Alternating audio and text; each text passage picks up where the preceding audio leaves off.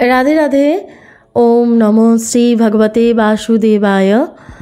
जय राधा वल्लभ श्री हरिवंश। गुरु कृपा ही केवलम। श्री श्री गुरुदेवेर श्रीचरणेर कृपार आश्रय निये आज श्रीमद् भगवद गीता सप्तम अध्यायेर दशम श्लोकटी व्याख्या सह पढ़े शोनाচ্ছি श्री श्री गुरुदेवेर श्रीचरणेर कृपार आश्रय निये।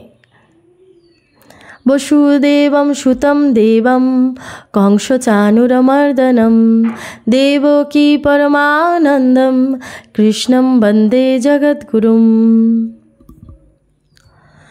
बीजं मां सर्वभूतानां विद्धि पार्थ सनातनं बुद्धिर्बुद्धिमतामस्मि तेजस्तेजो शिनामहम्। अर्थात श्री भगवान बोलছেন, हे पार्थ, समस्त प्राणीर सनातन अनादि बीज आमी, ताई सब किछुर कारण आमी। समस्त प्राणी आमा हतेई उत्पन्न हय, आमाते थाके एबं शेषे आमातेई लीन हये जाय। आमाके छाड़ा प्राणीर पृथक कोनो स्वाधीन अस्तित्व नेই।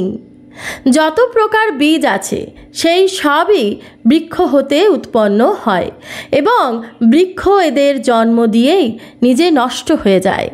কিন্তু এখানে যে বীজের বর্ণনা করা হয়েছে সেই বীজ হচ্ছে সনাতন, অর্থাৎ আদি অনন্ত রহিত, অনাদি এবং অন্তহীন।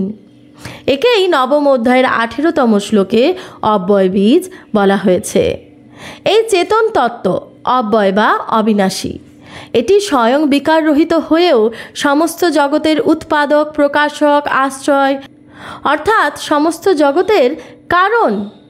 গীতায় বীজ শব্দটি কোথাও ভগবান, কোথাও আবার জীবাত্মা, এই দুইয়ের উদ্দেশ্যে ব্যবহৃত হয়েছে।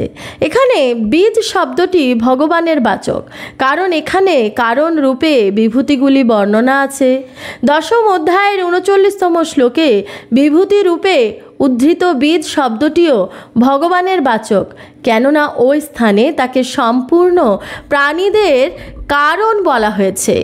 নবম অধ্যায়ের 8ম শ্লোকে বীজ শব্দটি ভগবানের বাচক রূপে উদ্ধৃত, কারণ এই অধ্যায়ের 19তম শ্লোকে সৎসচ্চাহম অর্জুন পদটি বলা হয়েছে, যে কার্য এবং কারণ সবই আমি। সমস্তই ভগবান হওয়াতে বীজ শব্দটি ভগবানের বাচক। চতুর্দশ অধ্যায়ের 4র্থ শ্লোকে অহং বীজপ্রদ পিতা, আমি বীজ প্রদানকারী পিতা, এই রূপ বলাতে ওই স্থানে বীজ শব্দটি জীবাত্মার বাচক।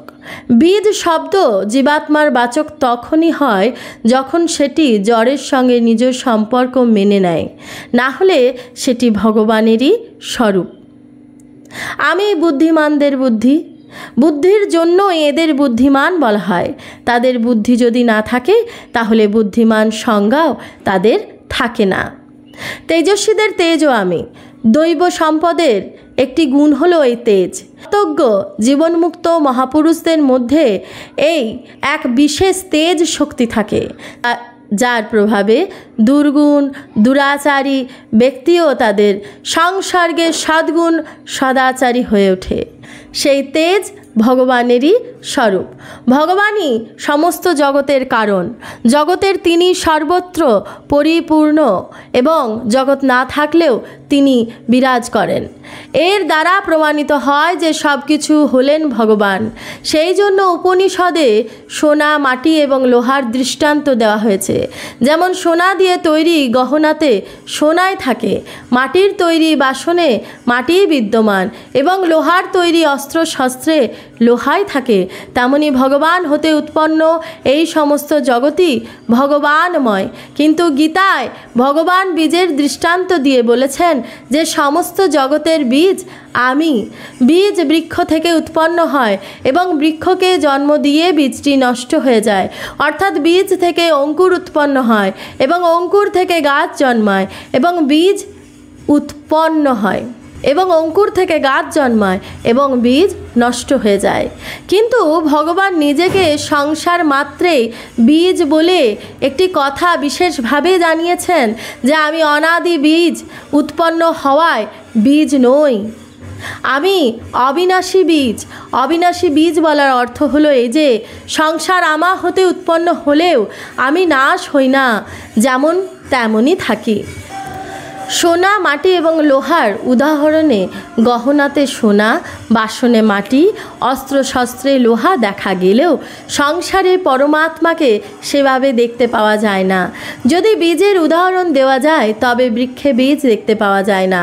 বৃক্ষে যখন বীজ হয় তখন বুঝতে পারা যায় যে এই বৃক্ষের এইরূপ বীজ, যার থেকে এই বৃক্ষটির উৎপত্তি হয়েছে। সমস্ত গাছ বীজ থেকে উৎপন্ন হয়, সেই তার সমাপ্তি ঘটে। বৃক্ষের উৎপত্তি বীজ থেকেই হয়ে বীজেই তার অন্ত হয়, অর্থাৎ গাছটি শত শত বৎসর বেঁচে থাকলেও তার শেষ পরিণতি বীজেই হয়। বীজ ছাড়া আর কিসে হবে? ভগবানও এই রকম সংসারের অর্থাৎ জগতের বীজ স্বরূপ, অর্থাৎ তার থেকেই জগৎ উৎপন্ন হয় এবং তাতেই লীন হয়ে যায়। শেষ পর্যন্ত এই ভগবানই অবশিষ্ট থাকেন। বৃক্ষ দেখেও এটি আসলে বীজই, তিনি এইরূপ জানেন। তিনি বৃক্ষকে ঠিক ঠিক জানেন। আর যারা বীজ না দেখে শুধু বৃক্ষটিকেই দেখতে পায় তারা বৃক্ষতত্ত্ব জানে না। ভগবান এখানে বীজং মাম সর্বভূতানাম বলে এই কথা জানিয়েছেন যে তোমরা এই যে জগৎ সংসার দেখতে পাচ্ছ, এর আগে আমি ছিলাম। এক প্রজা রূপ থেকেই বহু রূপে প্রকটিত হয়েছি।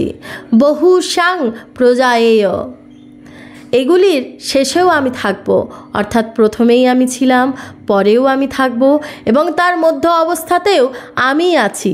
চিন্তা করে দেখলে তবে এই জগৎ পঞ্চভৌতিক বলে জানা যায়, কিন্তু সাধারণভাবে এটি পঞ্চভৌতিক বলে মনে হয় না।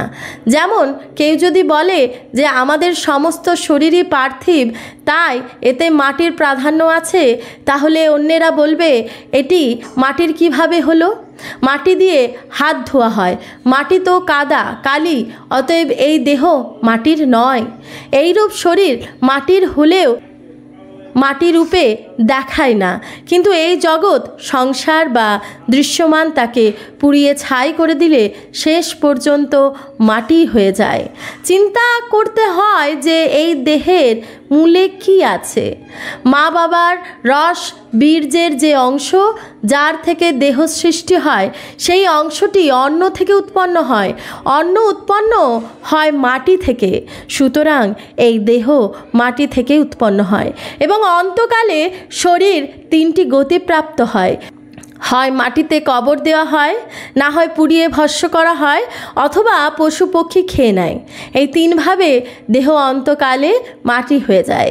এইভাবে প্রথমে এবং শেষে মাটি হওয়ার মধ্যবর্তীকালেও দেহ বা জগৎ মাটিই থাকে, কিন্তু মধ্যবর্তীকালে এগুলি মাটি বলে প্রতীত হয় না।